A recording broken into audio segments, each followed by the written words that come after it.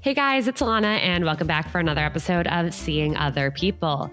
On today's episode, we are talking to Krista St-Germain. She is a grief expert and life coach specifically for widowed moms. She hosts the Widowed Moms podcast and has incredible insight for all of us about how to really process grief and how to date after losing somebody you love. Specifically, of course, in this case, a partner, a husband, but also in any situation that you lose somebody. It could be after a breakup where you lose a partner that you thought you were going to have and you were going to spend the rest of your life with, and you have to figure out how to get back out there. You have to figure out how to love somebody new. Or it could be about losing a friend and feeling that grief and having to communicate your emotional needs to somebody. This is a really important episode, and obviously we never plan to lose somebody that we love. We never prepare for that. And so I think the more we can be educated about how to go about that and also how to support people in our lives if they go through that, I think the better we all are for it. So I'm going to bring Krista in. She is incredible. And thank you all for tuning into this episode. I'm super excited for you to hear it. It is Friendsgiving season, and I have the perfect thing for you to bring to your Friendsgiving dinners so that you don't have to worry about, oh my God, what am I going to bring? Oh my God, I'm so busy with work, or I've been going on so many dates, I haven't even thought about what I'm going to make or bring to Friendsgiving. I got you covered. Batter That Matters. Those are the 3 words you need to know, because you're going to go to ourbattermatters.com and you are going to fill up your cart with the fall collection or with any other cookies that your taste buds desire. And you're going to use code Seeing Other People, because that's going to get you 10% off. And you are going to be the best guest at your Friendsgiving dinner, because Batter That Matters cookies are amazing. And don't worry if you or any of the other people coming to your Friendsgiving are vegan or gluten-free. Batter That Matters also has cookies that they can eat and will love, and they will literally think that you are the best person ever for thinking of them and for bringing them cookies that they can enjoy, because a lot of the time they can't. So head to ourbattermatters.com. Don't forget, Seeing Other People is the code for 10% off, and also follow them on Instagram, because they post amazing cookies that will make you happy when you see them in your feed at Batter That Matters. And welcome, Krista, into the episode. How are you? Thank you. I'm good. It's like this lovely rainy day where I am, and rain is my favorite. So where are you? Set the rainy day stage for everyone. I am in Wichita, Kansas, which is like right in the middle of the country. And kind of, I live in a larger city, but kind of in a more rural area. And I have this beautiful view out my picture window of a golf course. Wow. And my potted plants, and yeah. I feel more calm even just like hearing about your setting as opposed to my apartment that I just moved into, where there's just bags that need to be unpacked. And then I keep hearing like trucks honking outside. Let's trade places. Yeah, right? Well, Krista, I'm really excited to have you here. Why don't you explain to the Seeing Other People family who you are and what you do? Sure. Yeah. So I'm a life coach, and I specifically work with widowed moms. So about a little over 5 years ago, I lost my husband, and we had been on a trip and had driven separately, and I had a flat tire, and he was trying to change the tire on my car.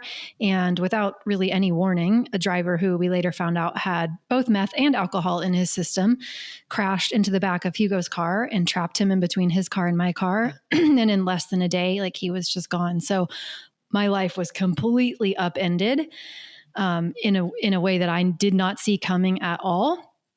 And so eventually, of course, it was a progression. It didn't happen overnight, but went to therapy, figured out how to kind of function again and get to that place where I was being told how strong I was, and I was back to work. But, inside I wasn't feeling strong, and I definitely wasn't feeling any joy.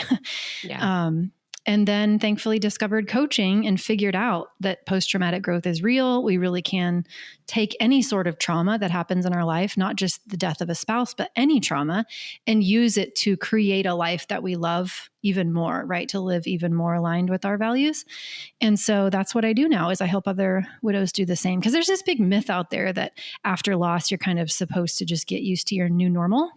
And it's like fingernails on a chalkboard for me, because how most people use that is that they just like resign themselves to this life that's just not at all what they really wanted, but they kind of believe the narrative that it's what they're supposed to get used to.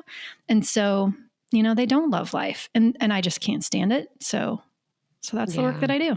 Yeah. Well, obviously I'm so sorry that you had to go through that, but I am I really admire how you took that situation and turned it into something beautiful. And Thank you. you put yourself into a situation where, other people are going to go through it, unfortunately, and you can be the person to help them get through it, which is really what this is all about, and why I'm super excited to have you here.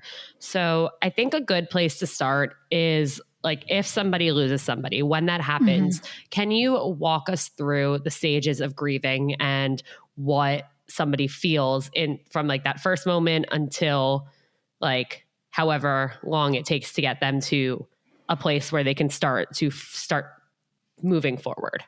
Yeah. So I will say, first of all, that, this is one of the things I had to learn the hard way, that what we think we know about grief isn't really all that accurate. And we kind of live in a culture that's just not grief aware, grief literate. So there are as many theories about grief as there are about weight loss or like anything else, right? So what's been most popular in our culture is the 5 stages of grief, but that's only one of many theories. And it really wasn't even designed to be about death. It was actually the Elizabeth Kubler-Ross and David Kessler, who created that theory, were really studying in the beginning hospice patients who were coming to terms with their own death, not what happens when you lose someone that you love, right? And so what I would encourage people to do is just disregard everything they think they know about stages, steps, processes, anything that's linear. You don't have to be angry. You don't have to go through depression. You don't have to bargain. You don't have to be in denial. Like, none of that has to happen at all. But what is very common in the beginning is like a numbness, right? Or a disbelief, a kind of not knowing what you need.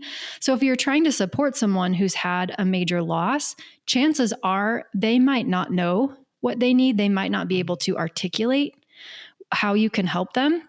And that's not to say you can't help them, but it can be an unfair ask to say, well, just tell me what you need and I'll do whatever you need, because they genuinely don't know. So sometimes, at least, for me, it was really helpful when people just jump in and do things for me.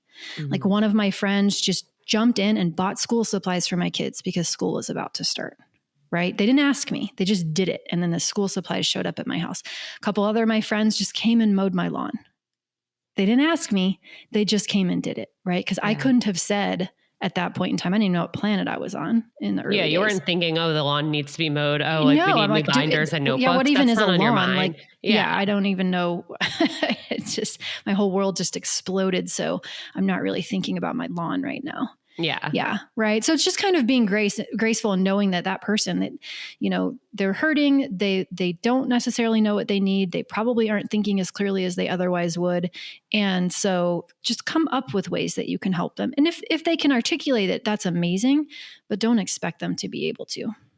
Yeah. I think that is really, really good advice, and something that we need to remember. I mean, both starting with the fact that the stages of grief are not actually meant for what we think they're meant for. I mean, I know I've like heard of them before, and I've kind of looked into them a little, and I'm like, but when I go through something, it's like, I could feel this one second and that the next second, like it's not linear. Like you said, it doesn't go like that. And so then we start to feel like something's wrong with us for not following that path. And yeah, I mean, my whole thing is like, there are no dating rules. Everyone's different. Every situation is different. So, I mean, this completely is aligned with that, where there is no one way to grieve. There is no one way to move on and move forward.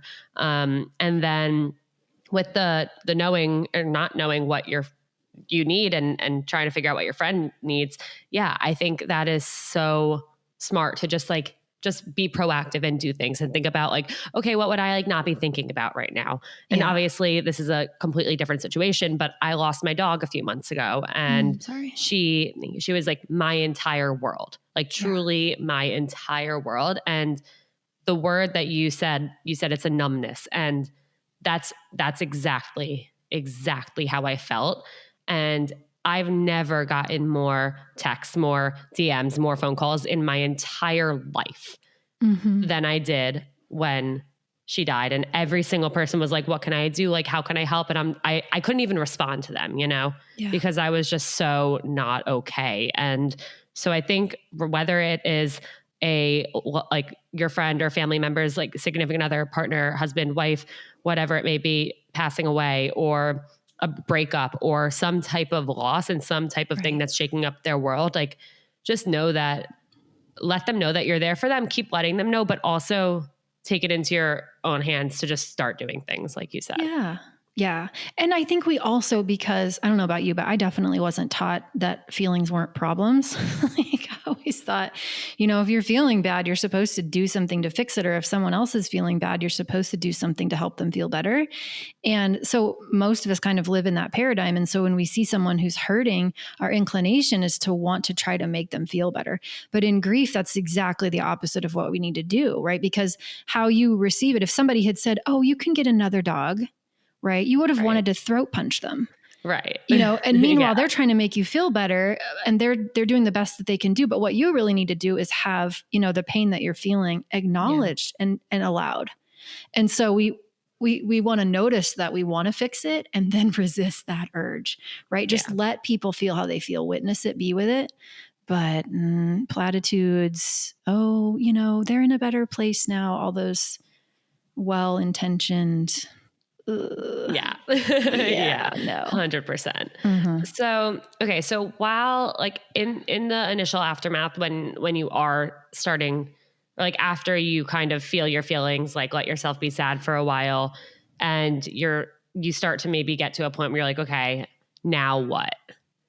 Is it like that? Like, does that happen, that now what? Or do you need to be like shaken out of it? Like, how does that work? And how do you get to a point where you can start to pick up the pieces of your life and get back on your feet? Yeah, I think it's different for every person, but speaking for myself and what I see in a lot of my clients is, the kind of early acute grief where it's like you're in a fantasy land or kind of this world where on one level you understand what has happened has actually happened, but you haven't really accepted that it's happened, or it just feels like it's a dream. And so being able to tell the story to a neutral third party or to friends that are willing to listen, just enough to actually let it sink in that it's truly real.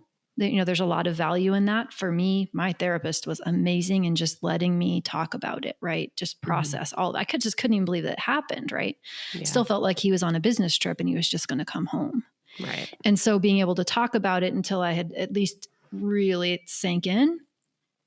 And then you kind of start functioning more and more. And it depends. How intense is the grief fog? For some people, grief fog is really bad, right? It feels like you have cotton candy in your brain and you just can't, everything's cloudy and fuzzy. And the things that used to be easy for you to remember, you don't remember, and you're leaving things in strange places, or you're starting things and not finishing them, or you're, putting your keys in the freezer, just, so sometimes we go through that. We can't read and retain.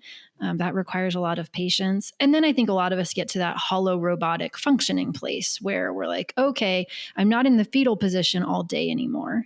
I'm able to meet my needs, my basic needs. I'm going through the motions, but the motions feel hollow and unfulfilling. Yeah. I feel like, why is it that I feel like general like hygiene is one of the hardest things to keep up? Like showering. Yeah, totally. Is so hard. Yeah. Some days it really is. Or eating, right? Showering, eating. Yeah. Like I mean, for me, I didn't want to eat for a long time. My family kept buying me Smoothie King because that's all I could, even do. And so, we want to be really kind and compassionate to ourselves in those early days where sometimes the littlest victory is huge, right? Yeah. Just being able to shower or get out of bed or whatever. Yeah, absolutely. So let's get into kind of getting back out there. I mean, let's mentally or pretend fast forward in the whole process. And when it comes to okay, do I start dating again? Do I want to find somebody? What's kind of going on in someone's head, and what are those thoughts like? And does it come from internally or there are external pressures to do that? How does that light bulb go off or slowly dim on? Yeah. Well, again, different Different for people everyone. go through it in different ways, but yeah, sometimes, people are putting pressure on you. Sometimes you're not really that interested in dating again. And other people in your world are saying, oh, come on, I've got the perfect person. I'll hook you up. And, it's time for you to move on, and putting that pressure on you. Other times you are looking to fill a void that you think will be filled with a relationship. Right. So I do a lot of work with clients in this regard, which is, not that it's wrong to date for that reason. I don't believe it's a matter of it being right or wrong, but it's just disappointing when, if you think that your happiness was because of your partner, and you notice that your partner is gone and you're not happy, then it's a natural inclination to think that happiness exists in a partnership and that you can't be happy until you find one. And that's usually very disappointing. Right? A lot of clients will come to me after they've tried that and realized, oh, wait, I think I'm missing something, right? Like the new relationship didn't solve my emotional problem. And so I think it's a lot more fun to get out there and date if you realize that you have everything within you that you need to be complete and whole and happy, right? Yeah. And another relationship or dating isn't going to solve what's happening on the inside. Yeah. But a lot of times we are trying to do that. We're trying to solve something that we think can be solved with a relationship. Right. So if you kind of go through that and realize like, oh, this is disappointing and this isn't what I thought it was, how, and like you said, like you have to realize that you can make yourself happy. How do you do that when your world is still totally shattered? It is not easy. Yeah, it is not easy. That's why in the work that I do, I spend my program's like 6 months long because we usually have a lot of work to do. Yeah. So it's not easy, but it is possible. And it is a matter of slowly unraveling, what are your stories about relationships? What are your stories about yourself? When you understand that your emotional state is something you create with your brain, right? That how you think determines how you feel. Then you can start to look at those patterns that already exist. And you can start to see why you're feeling how you're feeling because of what you're thinking. And then if you don't find that that's particularly useful, those patterns that exist, you can start separating out, okay, which patterns are working for me and do I want to keep? And which thoughts keep showing up in my brain that are actually holding me back from how I want to feel that I don't want to listen to anymore. Yeah. Right. And I want to rewrite. Yeah. I mean, I'm trying to imagine going through all of this, and it's something I feel like you can't put yourself in someone else's shoes if you haven't been through it. So I guess one question I have for you is like, what are some of the biggest, like most difficult things that like people come to you with? And like, when it comes to, do I want to get back out there? Do I want to find somebody? How can I move forward? Like, what are some of the biggest struggles that the people you work with have? Yeah. So sometimes it's just being able to even imagine getting back out there again. Right. It's like when you identify so much as a couple and so much of your identity is wrapped up in being that person's partner, and so much of your vision for the future has to do with them. When that's all taken away from you, it's actually really hard sometimes to even be able to envision a future where you're happy or envision what you want in the future. Because it's just so foreign. It's like being dropped off in a foreign country where you don't speak the language, right? And you have to learn actually how to start thinking about what you could potentially want or experience.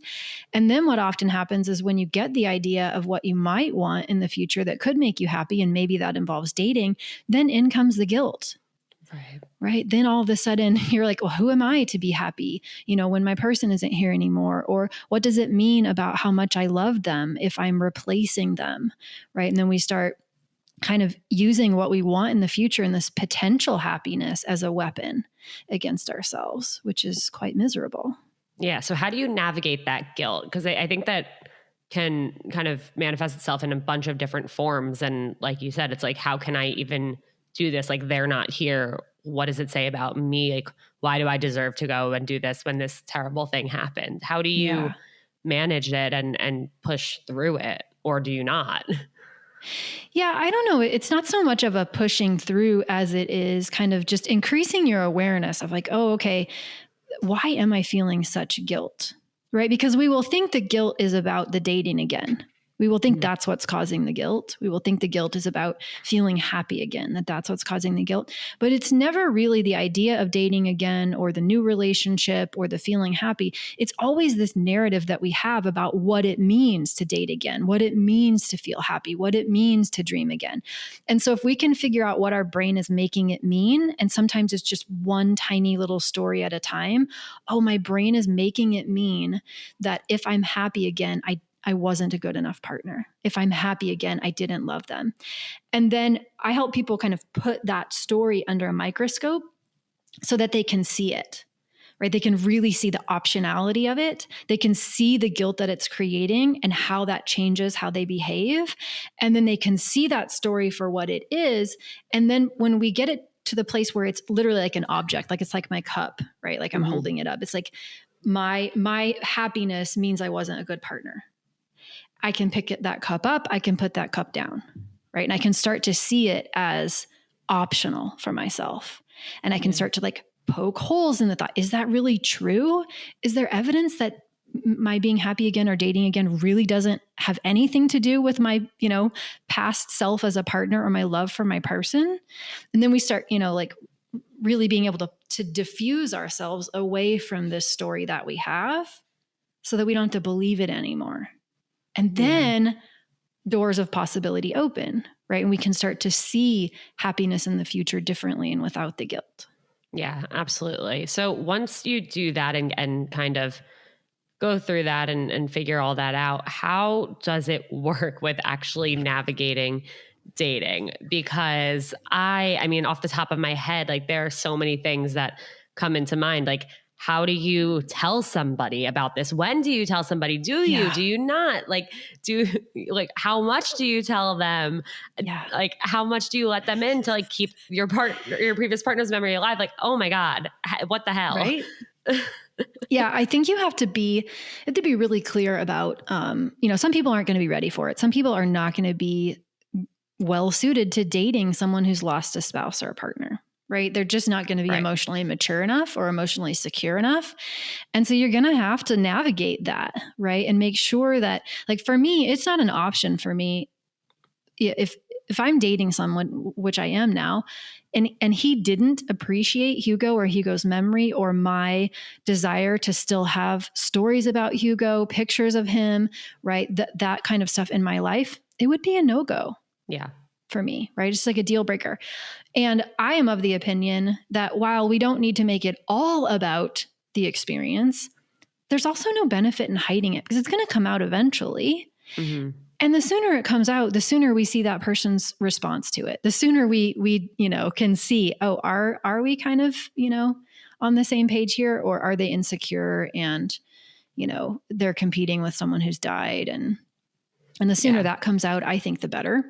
But that's just my approach. Some people don't have that approach at all. Yeah. But then you might wait a long time before, if you wait a long time for it to come up in conversation, and then that person doesn't deal with it the way that you want to be supported, then you spend a lot of time when you could have had that information sooner. I can also imagine it's something that you wouldn't be able to focus on anything else until you get it out there, because it's just this giant weight on your shoulders. And I know, like for me, even if there's something small that's like 1% the significance of something like this that I want to tell somebody that I'm dating, it's like I can't think about anything else until I do it. Yeah, your brain is like fixated on that one thing. 100%. So if you do tell someone, and when you do, what are some kind of like green flags versus red flags to look for in their response, and how they kind of, how they respond to what you're telling them? Like, how do you know if they are kind of suited to take this on and to be a partner that can emotionally support you, or they're not?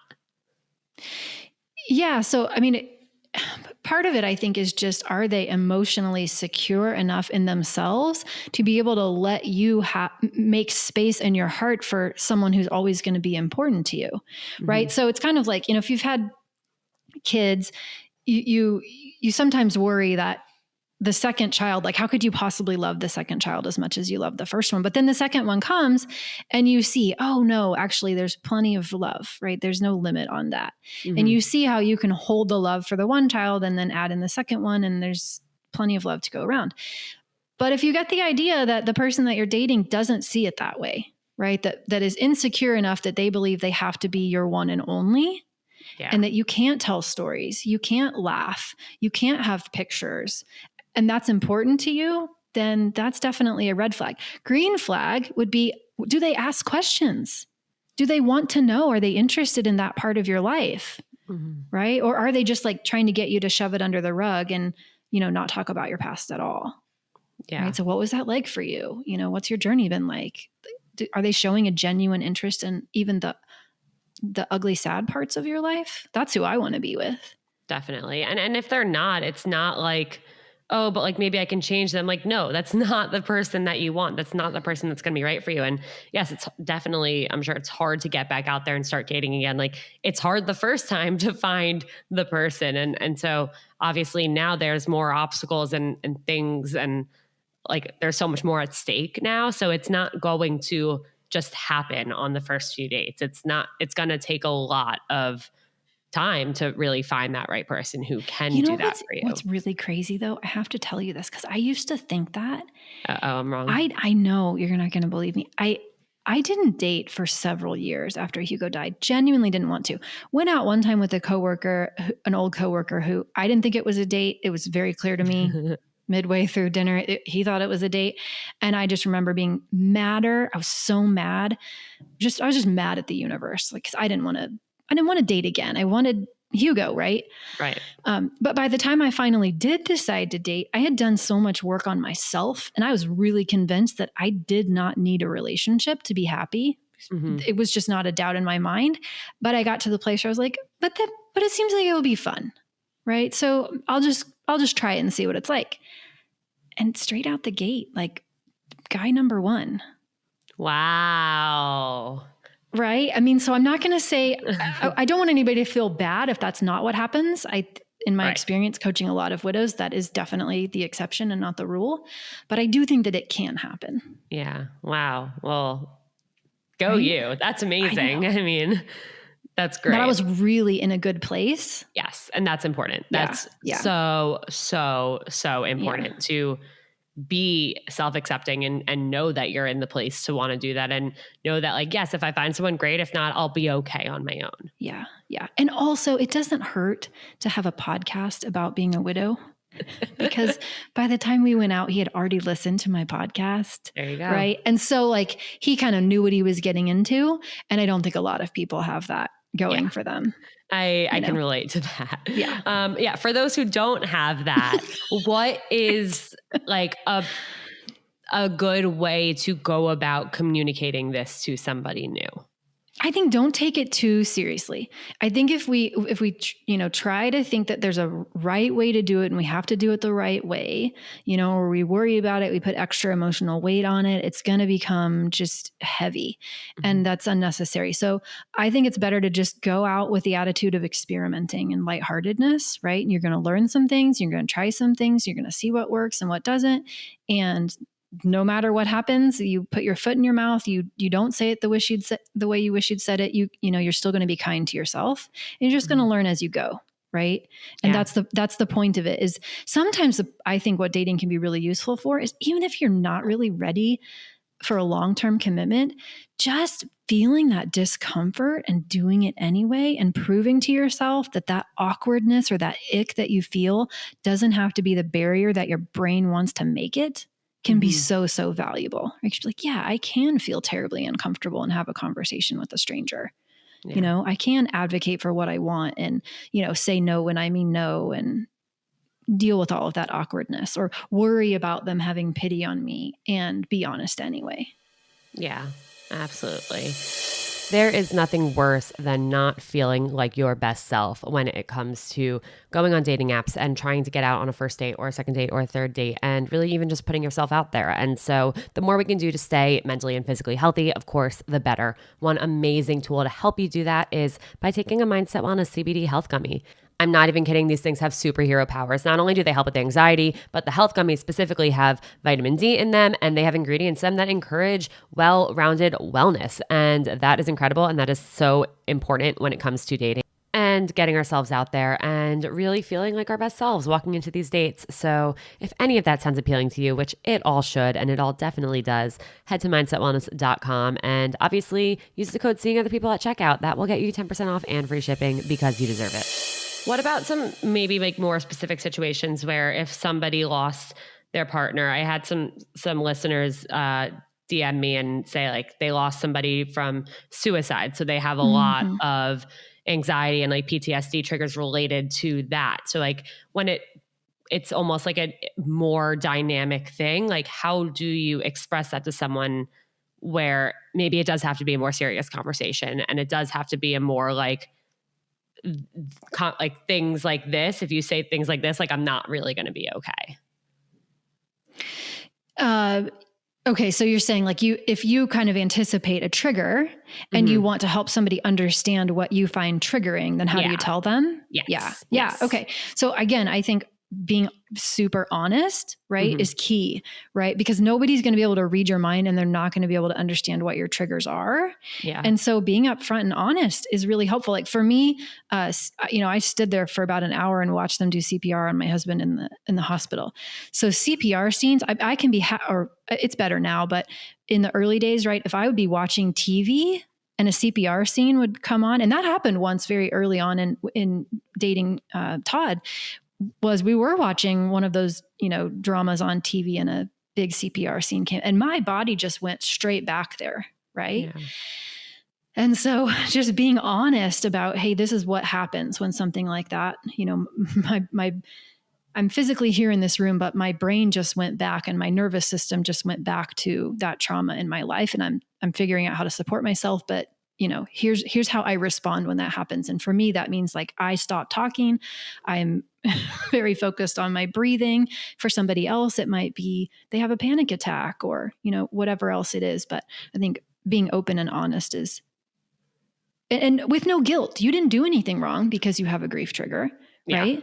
100%. You didn't do anything wrong. And so being able to have your own back and not feeling bad about it happening will allow you to get the support that you want from the person. Yeah. And again, like you said, like if their reaction is going to show so much about who they are and you want them to be somebody who's going